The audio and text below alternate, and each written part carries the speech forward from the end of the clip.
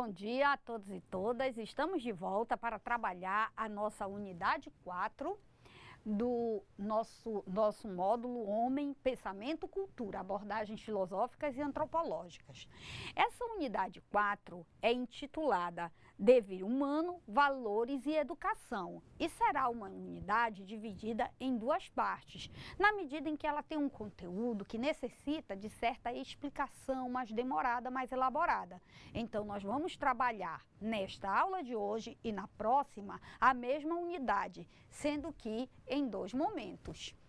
Dever humano, valores e educação. Qual o significado de educação para você?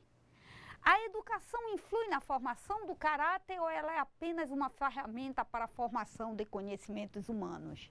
A partir dessas duas questões, nós vamos entender por que o ser humano encontra na educação a sua segunda natureza. E qual é a razão, qual é a necessidade, qual foi o motivo que levou o ser humano a ter na educação uma ferramenta para a construção dessa segunda natureza.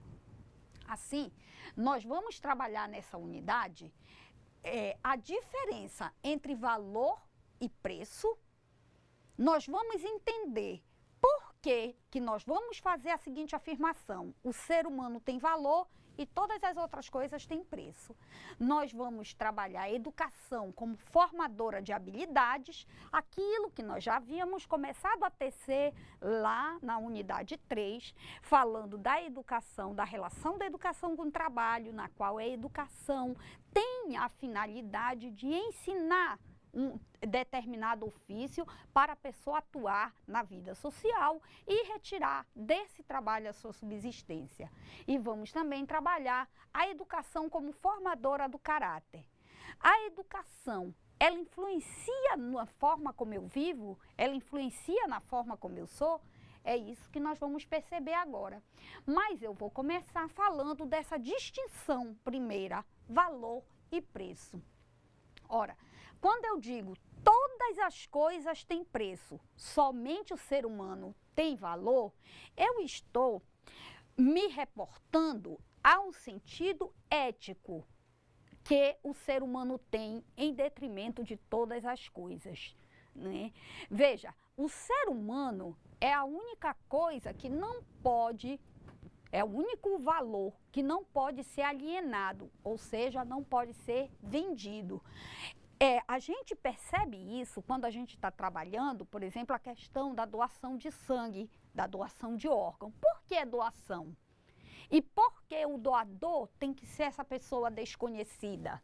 Eu não posso entrar em contato com o doador que vai me doar sangue ou que vai me doar um órgão.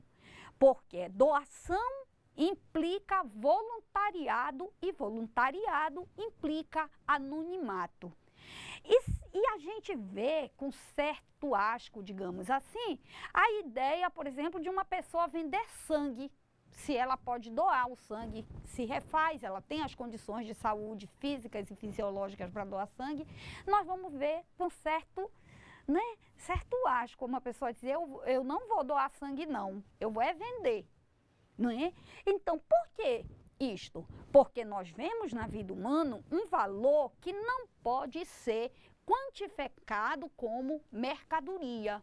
Nós estamos percebendo o ser humano e tudo o que compõe o ser humano como algo que eu valorizo para além do preço. É diferente de eu entrar numa loja e comprar um computador. Aquele computador ficou velho, o que eu faço? Eu compro um outro, boto aquele no lixo. Não é isso? Eu não faço isso com o ser humano. O ser humano, quando ele chega a certa idade, ele é aposentado, ele tem que ter respeitado o seu valor de trabalho no passado, ele tem que ser respeitado por sua história, ele tem que ser respeitado por aquela pessoa que agregou um conhecimento maior que outras, não é? Que tem uma experiência de vida, que tem um exemplo a passar. Tudo isso está na esfera da educação, mas a qual não pode ser quantificada. Portanto, eu estou falando de valores da vida. Ao morrermos, nós não somos simplesmente jogados fora, sepultados. O que acontece? Nós somos velados, tem um cemitério, tem uma, como é que a gente chama? Tem uma oração, não é? É como quem vai casar, está começando a vida. Então, ela tem toda uma celebração. Assim é o momento da morte. Eu não descarto o ser humano como eu descarto qualquer outro objeto na natureza, qualquer coisa na natureza. Não, eu trato o ser humano como um ser que tem valor e que, portanto, eu não posso aquilatar na medida da moeda, na medida do preço. Então, o que você compreende quando lê isso, não é? Nós vamos ter que valor possui significado simbólico. São referências simbólicas pelas quais, olha aqui o que é o valor, né? São referências simbólicas pelas quais você dá ou não importância ou peso às coisas, às pessoas, às ideias, às ações e os acontecimentos. Ora, as pessoas em todos os lugares, elas dão peso às coisas do mesmo modo? Claro que não.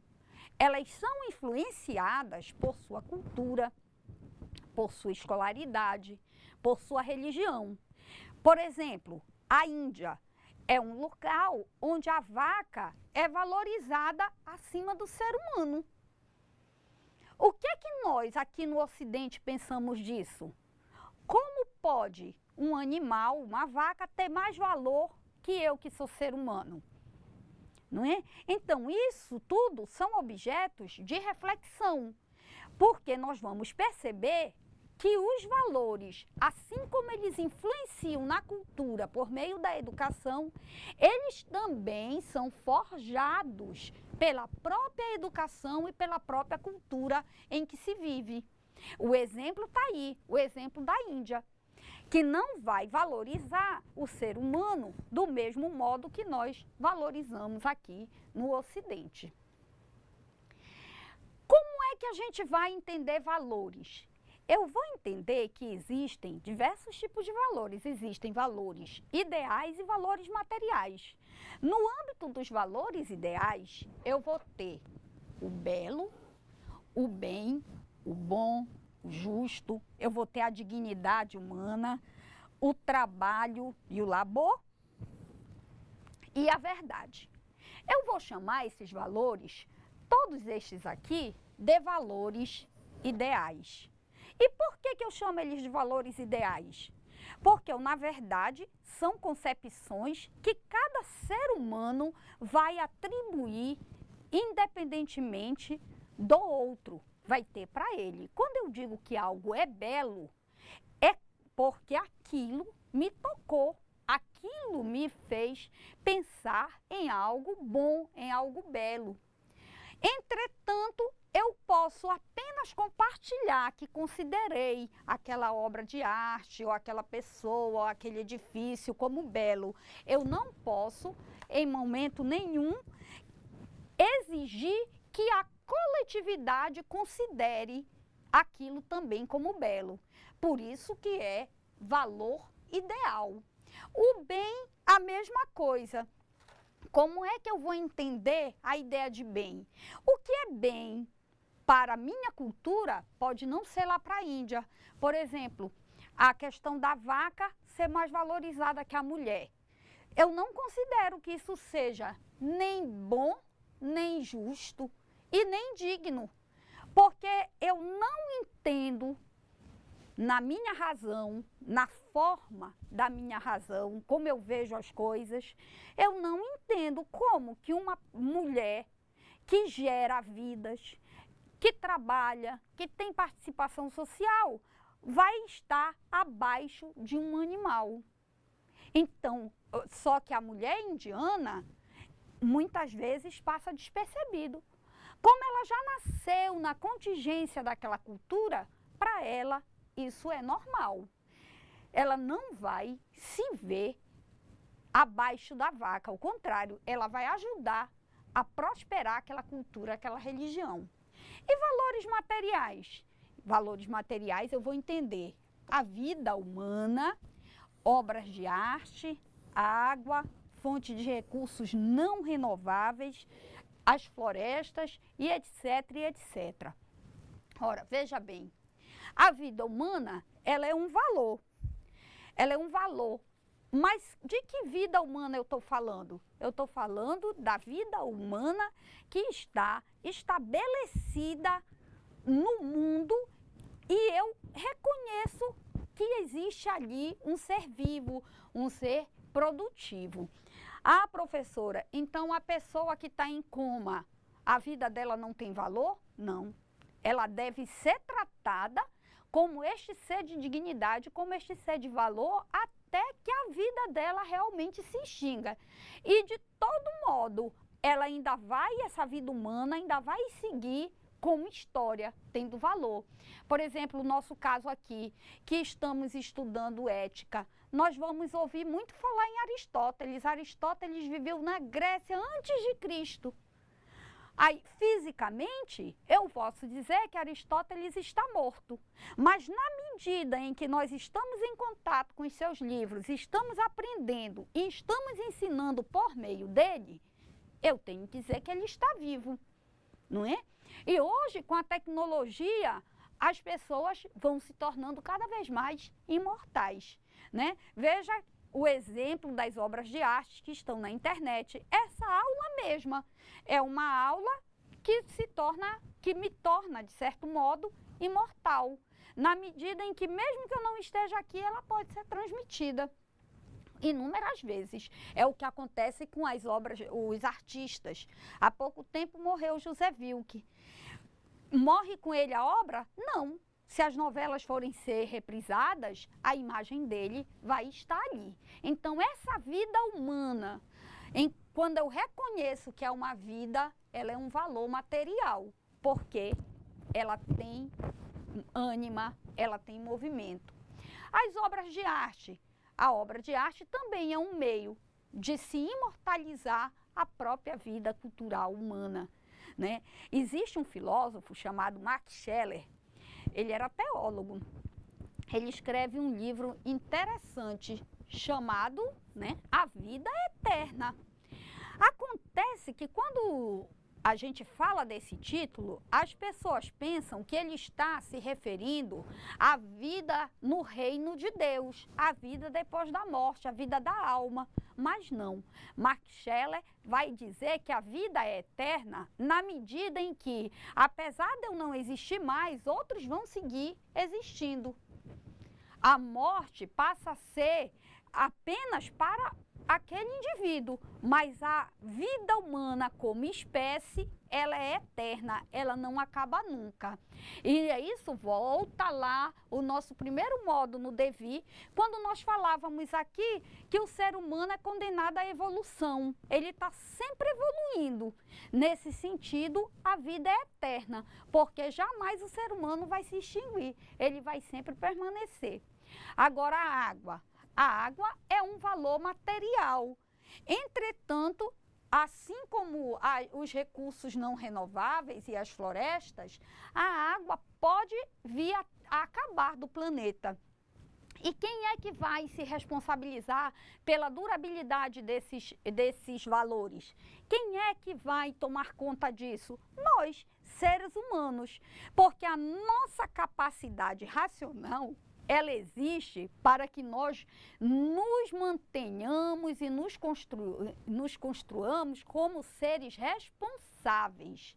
Nós não podemos fugir da responsabilidade com o ambiente e com os valores, tanto ideais e principalmente com os valores materiais, como a água, fontes de recursos não renováveis e as florestas. E por que nós não podemos fugir dessa responsabilidade? Porque nós somos educados para preservar. Mas eu não preservo só para mim, eu tenho que entender que eu preservo também para as gerações futuras. Ora, todo ser humano que nascer agora e daqui para frente, ele vai precisar de água. todo ser humano que chegar na Terra hoje ainda vai precisar de energia elétrica, vai precisar de petróleo, pode precisar de carvão, de uma série de recursos não renováveis. Então eu tenho que entender que eu não posso gastar tudo. Todo ser humano que chegar hoje na Terra, ele precisa respirar.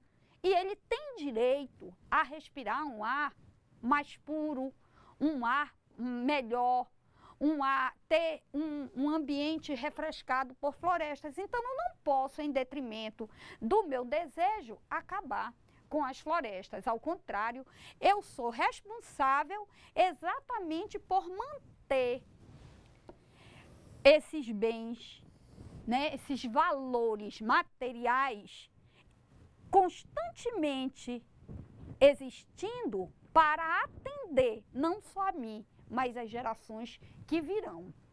Como é que eu faço isso? É entendendo que também os valores são construídos social e culturalmente. E você participa da construção e da transformação deles, aceitando ou não aceitando os valores ensinados a você. Ora, essa palavra, construção e transformação, me chamou a atenção para uma coisa. Veja, lá no século XVII, quando a gente falou do Francis Bacon, ele dizia, conhecer a natureza para dominá-la. Não era assim que funcionava? Foi essa máxima que a gente trouxe, né? Foi, o homem tinha que conhecer a natureza para dominá-la, para transformá-la, não é? Entretanto, ele coloca aqui a questão cultural, não é? E vai dizer que nós aceitamos ou não os valores ensinados. Veja, hoje, nisto que nós vamos chamar espaço ecológico, momento ecológico, nós não podemos ser egoístas e pensarmos que a natureza está à nossa disposição. Ela continua lá, na situação dela, mas nós não podemos apenas usar, apenas transformar, apenas intervir e dominar. Nós temos que entender que para nós vivermos nisto, que é a condição humana, como vai dizer Hannah Arendt, nós temos que preservar. E isso requer o quê? Requer uma construção social baseada numa educação que preveja a vida com importância global e não só a vida humana como um valor, mas aí ela vai ter que expandir, ela vai ter que ver a vida natural como um todo num valor só, num valor único. Por quê? Porque eu sou ser humano, eu dependo do ambiente. O ambiente pode não depender de mim, mas eu dependo dele. Então, quem é que tem que cuidar? Sou eu, que sou a parte mais fácil de se extinguir nesse processo. Valoramos com base no que sentimos, olha aqui a nossa educação surgindo de novo, e com base no que aprendemos com os outros, nas condições em que vivemos. Aqui deu um tiltzinho, né? Nesse slidezinho, que ficou que. Na verdade, é nas condições em que vivemos, ok? Então, olha aí a educação. Quando nós nos formamos, né? A minha geração, eu costumo fazer esse parâmetro, porque a minha geração, coitada, foi assim, né, detonada, está sendo detonada agora. Mas vamos lá. A minha geração, ela foi educada no princípio bíblico, né? Que Deus criou o paraíso. Aí Adão comeu a fruta do conhecimento. Só que quando Adão foi inquirido, ele disse não, que ele só tinha comido porque Eva mandou. Aí Eva, quando foi inquirida, disse não, a culpa foi da cobra. Olha aí a natureza sendo responsabilizada pelo erro humano. Daí para frente, ninguém nunca mais assumiu responsabilidade por nada. Sempre a culpa é do outro.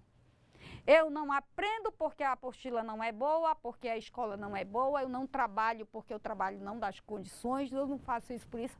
Nunca mais nós nos colocamos como sujeitos da ação, né? Passado esse período né? Da culpa da natureza veio o dilúvio, que salvou as espécies, mas salvou apenas um par de cada espécie e a família de Noé. Veja que todo o resto da natureza se acabou no mundo. E aí, se nós vamos sair do plano histórico cristão, nós vamos entrar agora no plano da geografia, né, da Terra.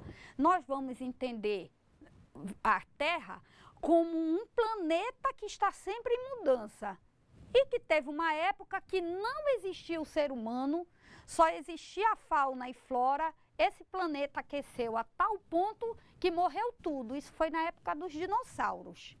Então, veja, a gente vem de uma educação em que a natureza, ela se revolta, mas é sempre a natureza tida, né, nos animais, tida na fauna, na flora, que está perecendo. O ser humano não. O ser humano está sempre sobrevivendo a ela. Quando nós aprendemos isso, nós passamos a ter uma lógica de que a natureza sempre está à nossa disposição. Mas a ciência foi evoluindo a tal ponto que se chegou à conclusão que a Terra, com seus recursos renováveis, ela iria se extinguir. Então se começou a gerar uma nova consciência, que é a consciência dessa, que a gente está falando, dessa responsabilidade pela natureza, pela fauna, pela flora, na medida em que outras pessoas precisam desse planeta, tanto quanto nós, e que nós temos que aprender, olha aqui, a nos responsabilizarmos por esse planeta e não apenas dominarmos e não apenas transformarmos, né? Tanta tecnologia, nós vamos ver o que é que nos espera. Quando eu começo a pensar nessa questão dos valores, eu tenho que criar uma estética. O que é uma estética? Quando a gente fala em estética, a gente pensa assim, um salão de beleza, uma loja de roupas bastante elaboradas, que vão o quê? Melhorar a aparência das pessoas. Mas a estética, o valor estético, é algo que eu realizo com o meu pensamento. Ou seja, através da reflexão, eu começo a modelar um novo modo de ver as coisas.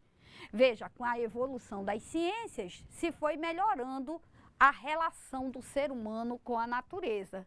Se foi entendendo que ele não pode só dominar, só transformar, que ele tem também que preservar. Isto foi o que? Um agregado, um valor estético. Hoje passa-se a se pensar na natureza como algo que deve ser preservado. O que aconteceu? Melhorou, não é? A ideia e a realidade sobre o mundo, né? Então, o que é o valor estético? Consideramos valor estético a forma melhorada como as ideias e realidades sobre o mundo se nos apresentam. Então, eu tinha que a natureza era algo que eu dominava, que eu transformava, mas agora acrescentei com o pensamento, com a reflexão, com a ciência, com a educação, eu acrescentei outra coisa. Eu acrescentei que a natureza deve ser preservada. Isto é o quê? Um valor estético que eu agreguei. E o que é o valor ético ou valor moral? O comportamento considerado correto para a vida social é chamado de moral e a valoração da moral é chamada valoração ética. Ora, a vida social, ela é uma vida que ela precisa de ordenamento. Todos nós estamos aqui cumprindo um horário, então tem a hora de chegar, tem a hora de sair para almoçar, tem a hora de retornar e a hora de finalizar o dia. Tem as metas a cumprir, os planos para entregar, tudo é regulado. E por que é necessária essa ordem? Para que as coisas funcionem. Porque se todo mundo fosse fazer como acha que é bom, um chegava 8 horas, o outro ia chegar às 10, outro ia chegar meio-dia. E ficava uma coisa desordenada. As pessoas não iam ter isto que nós vamos chamar organização política. Mesmo que você esteja dentro da sua casa, você está fazendo política na medida em que você está organizando a vida das pessoas que moram, que residem ali. Então, você tem a hora de levar a criança para a escola, você tem a hora de sair para trabalhar, de retornar, preparar almoço, etc, etc. Isso nós vamos chamar uma lógica de política interna, que é o que você está fazendo na sua casa. E isto também é o que nós vamos chamar de comportamento moral e de ética. E por que nós vamos chamar esse comportamento de moral? Porque no momento em que eu sigo a regra adequadamente, um comportamento, eu estou contribuindo não só comigo, mas eu estou contribuindo com o convívio social como um todo. A ideia de comportamento moral não é apenas para a vida individual, ao contrário, ela é para a substância, para dar alimento, para manter adequadamente a vida social. E a aceitação disso eu vou chamar de valoração ética. Como é que surge a moral? Nós vamos entender que a moral só surge quando o homem supera a sua natureza puramente natural, instintiva, e possui já uma natureza social. Isto é, quando já é membro de uma coletividade. Veja, antes de ter uma vida coletiva, antes de ter uma vida em comum, os seres humanos não podiam falar em moral, não podiam falar em ética. Por quê? Porque não havia regras a serem seguidas. Por isso que você vai ler lá nos contratualistas, Rousseau, Locke, Hobbes, Kant, não é? Eles falando de um hipotético estado de natureza, que é um estado onde há ausência de justiça. Mas por que ele diz ausência de justiça e não injustiça? É ausência de justiça porque eu não conheço outro critério. Então, se eu sou forte, eu adquiro uma coisa. Se eu sou mais fraco, eu perco aquela coisa. É nesse sentido que vai se funcionar. Quando nós entramos para um estado de sociedade civil, eu vou entender que esse estado de sociedade civil me exige determinado comportamento. Por quê? Porque se eu não agir dentro desse comportamento que a coletividade me pede, eles podem me punir, eles podem me retaliar. E o que é ética? Podemos afirmar que a ética é um conjunto de valores amplamente codificados, cujo fim é ordenar a vida humana, social e politicamente. Ora, o que é esse amplamente codificado? Nós vamos ter Declaração dos Direitos Humanos, nós vamos ter os códigos das diversas profissões, Código de Ética do Advogado, Código de Ética Médica, não é? Código de Ética da Enfermagem. Nós vamos ter Declaração Universal de Bioética e Direitos Humanos, olha aí, englobando a vida do ser humano e do ambiente e no ambiente. Nós vamos ter Declaração de Helsinki. Nós vamos ter vários códigos que vão regular o comportamento humano. Isto é o quê? Isto é uma forma de ver a ética. Mas a ética é só a codificação? Não. A ética é também um processo subjetivo, em que o ser humano, o próprio ser humano, identifica quais os princípios, quais os valores que são importantes para regulamentar, para regular e dirigir a sua vida, tanto política quanto socialmente.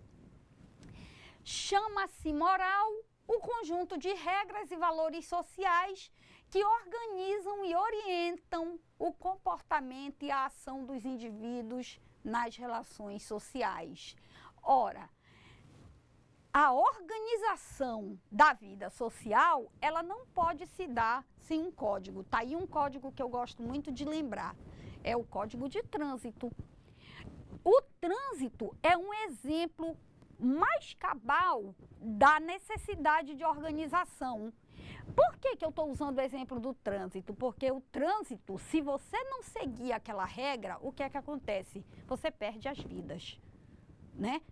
Quando não, você perde bens materiais, mas vai ter perda.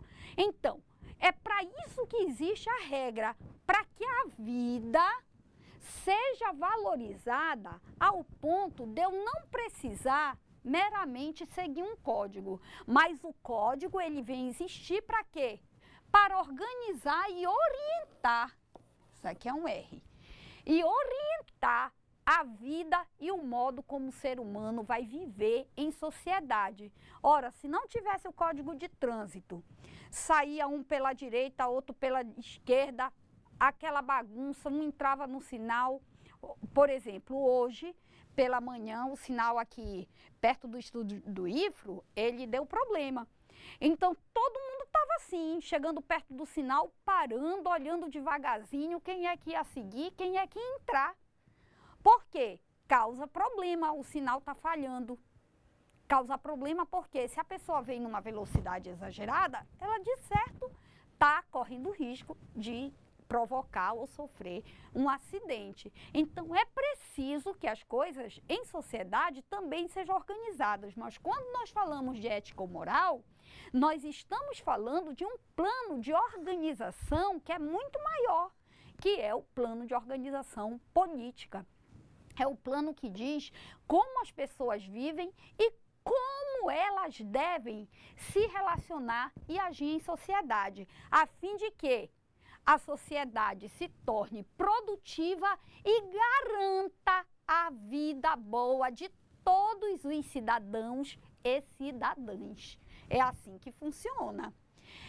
Considerando que os valores são ensinados e a ética e a moral aparecem como componentes curriculares nas diretrizes escolares, vamos entender que os valores são ensinados. Mas quais são as bases desses valores? Quais são os valores que eu ensino? Numa resposta breve, podemos dizer que a base do ensino ético e moral é a reflexão. Eu tenho que pensar para mudar. Nós, seres humanos, temos que entender o seguinte: nós nascemos dotados de razão, exatamente para fazermos diferença. Se eu penso, é porque eu quero melhorar ou modificar uma situação que não é tão boa. Várias questões nós já melhoramos nisso. Uma grande evolução aqui para responder, mas para que refletir? Sobre o que refletir? Uma questão muito interessante é a própria evolução dos direitos humanos. Os direitos humanos são todos uma consequência, não é, da reflexão que o ser humano faz sobre a sua própria postura no mundo e diante do mundo. O progresso moral. A história nos apresenta uma sucessão de morais que correspondem às diferentes sociedades que se sucedem no tempo. Mudam os princípios e as normas morais, a concepção daquilo que é e daquilo que é mal.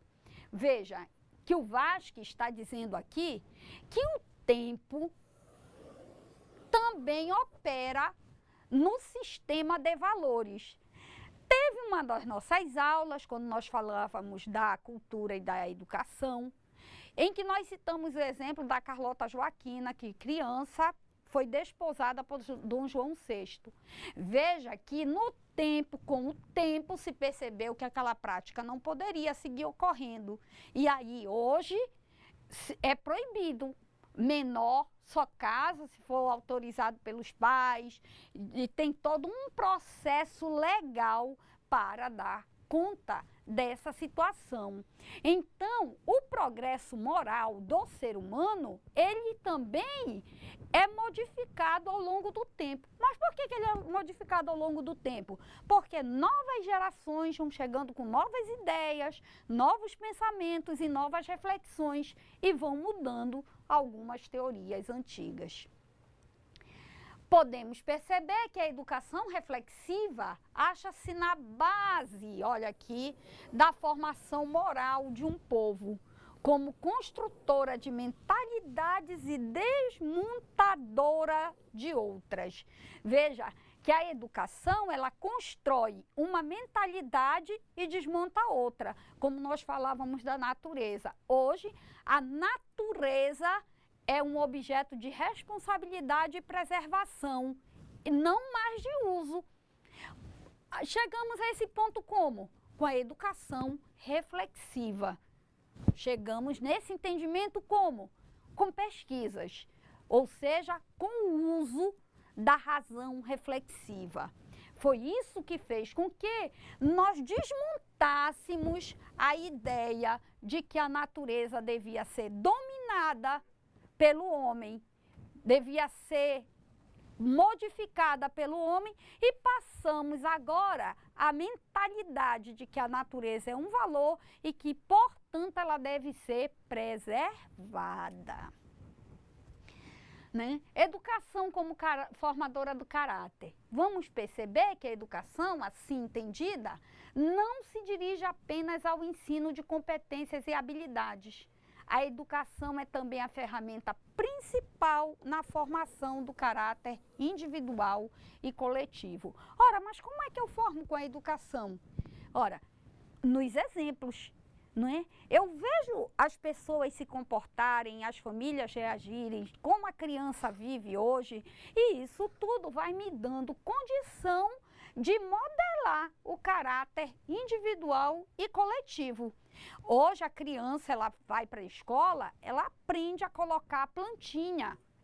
Na minha geração, a gente só fazia isso no dia da árvore, no dia do índio, a gente se pintava, não é? Tinha essas brincadeirinhas na escola, mas hoje não. Hoje tem escolas que possuem sua própria horta para que as crianças preservem, cultivem, não é? Aquilo ali. Desse modo, nós vamos passar para as atividades e reforçando que nós vamos pedir para o nosso aluno, nessa atividade em especial, que ele prepare pequenas redações. Essas redações, eu volto a afirmar, elas têm o interesse de fazer você já ir melhorando o seu pensamento, a sua escrita, para você fazer um bom memorial e ter uma boa aprovação ao final do curso. No mais, nós vamos estar aqui para tirar suas dúvidas sobre a atividade, fazendo com que você reflita sobre o papel do valor na formação humana por meio da educação. Como é que nós entendemos que algo é um valor ou não? O que isso nos afeta simbolicamente? Desse modo, eu me despeço e nos encontraremos logo mais. Tudo de bom a todas e obrigada.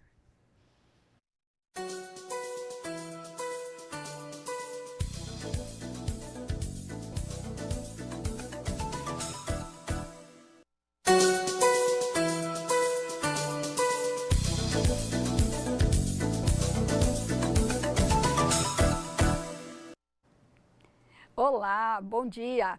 Estamos de volta para a correção das nossas atividades e eu quero mandar um abraço para as tutoras que estão aí nos diversos polos, nos apoiando, interagindo com a gente, tá certo? Um abraço sobretudo lá para a Luciane Domênico, pessoal que está sempre dando aquele apoio, acompanhando a aula com atenção, gostando da aula. O que é que a gente pede? Só que reforce a nossa ideia que o aluno, antes de vir para a aula, ele já precisa ler o material e, se for possível, conseguir os livros que nós indicamos nas referências bibliográficas, ainda fica melhor, para a gente executar o trabalho. Aqui, antes de começar a entrar na nossa atividade de classe propriamente dita, veio uma pergunta muito pertinente da Eliana Feitosa. Ela me mandou uma mensagem pedindo que eu definisse objetivamente o devir. Ora, Eliana, se você observar o sumário da nossa apostila, você vai ver aqui que o título primeiro é Devir Humano. Só que aí ele vai a natureza no humano, o humano na natureza, cultura, culturas e culturas. Tudo isso lhe sugere o quê? Que devir é algo que está por acontecer. Para que é que eu estudo? Para que é que eu me educo? Para aprender algo que eu ainda não conheço, algo que eu ainda não domino. Então, objetivamente, nós vamos dizer que devir é a transformação constante que se constrói.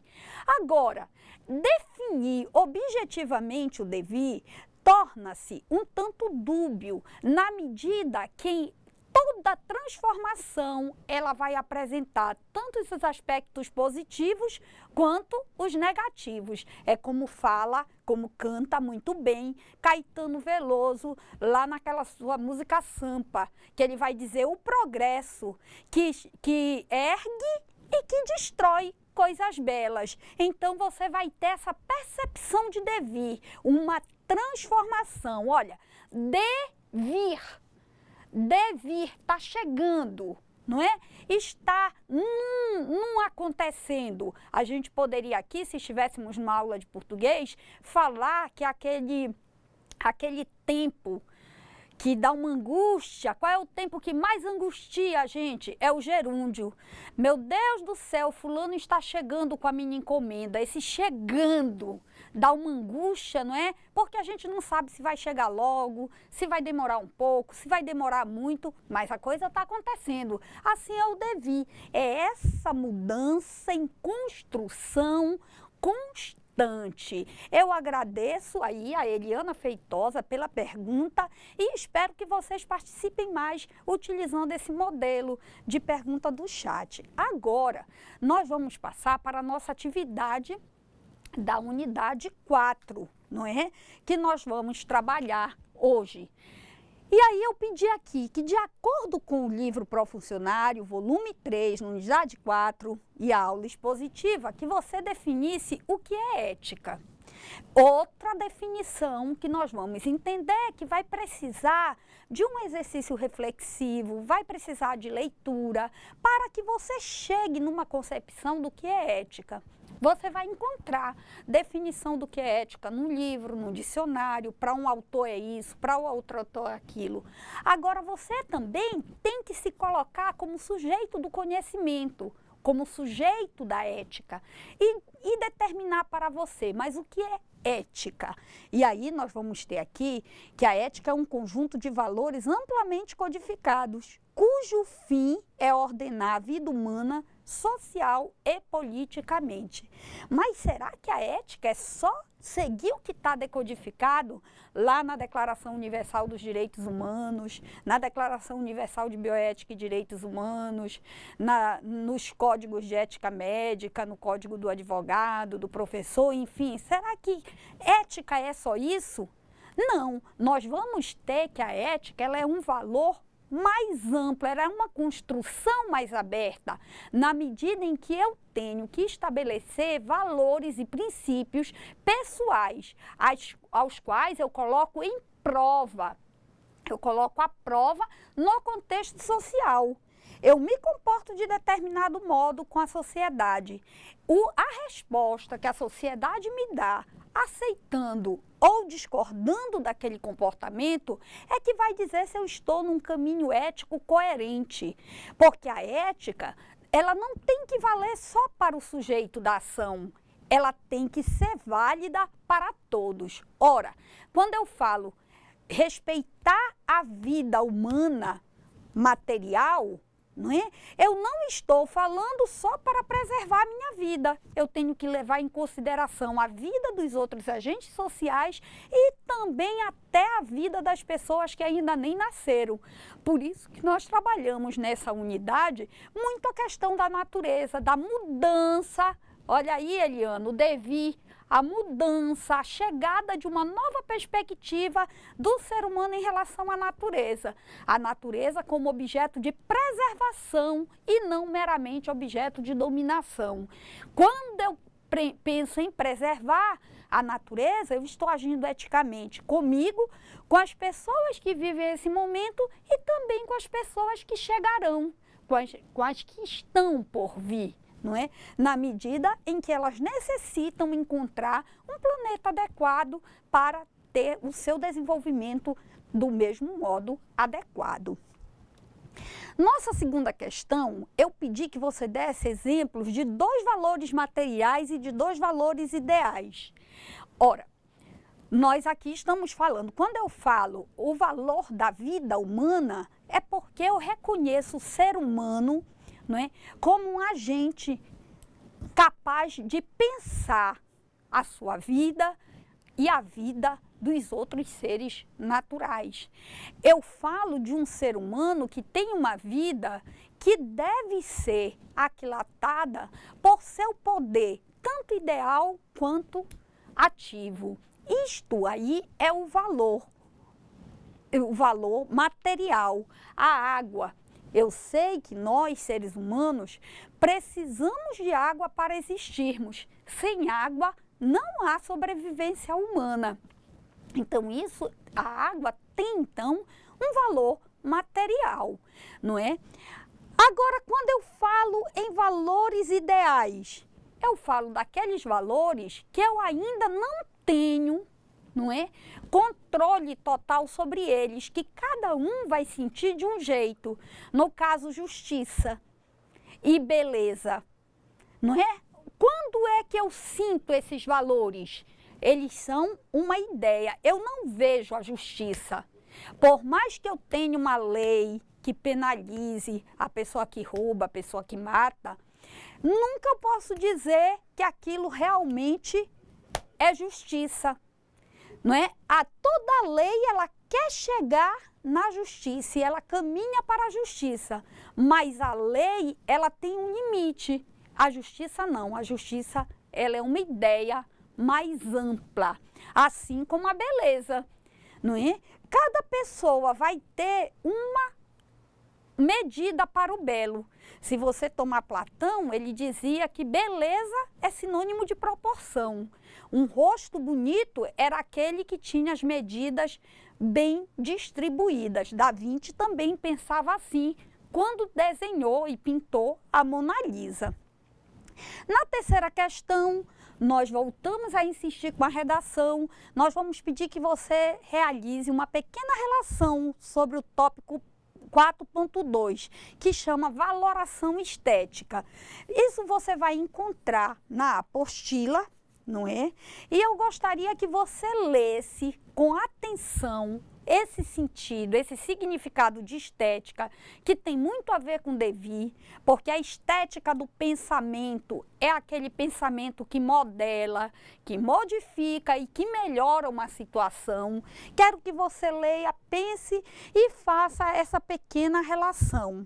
E destaque seu entendimento sobre o termo estética, isso você pode também procurar nos dicionários, entrar nas redes sociais, e como você distinguiria a estética da ética.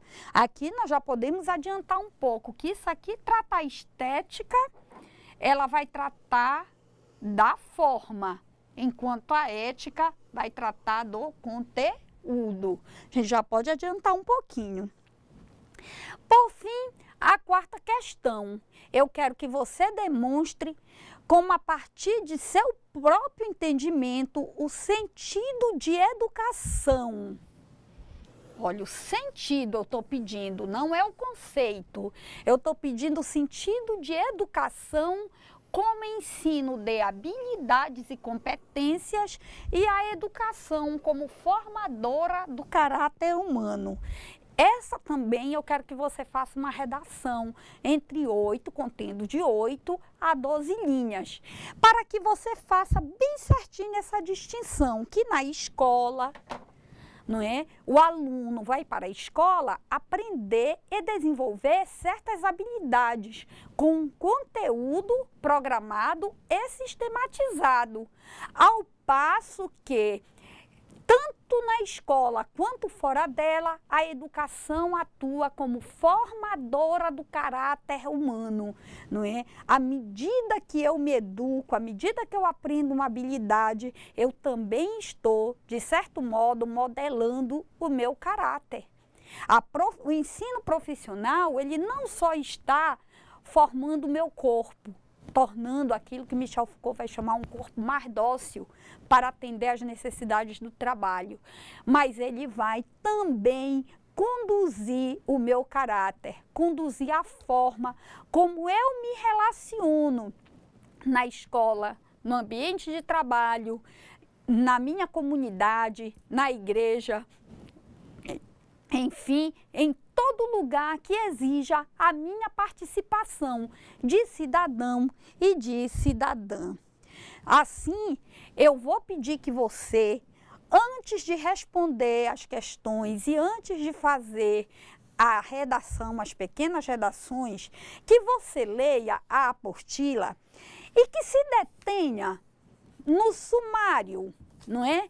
Que é uma coisa que pouca gente faz quando pega um livro.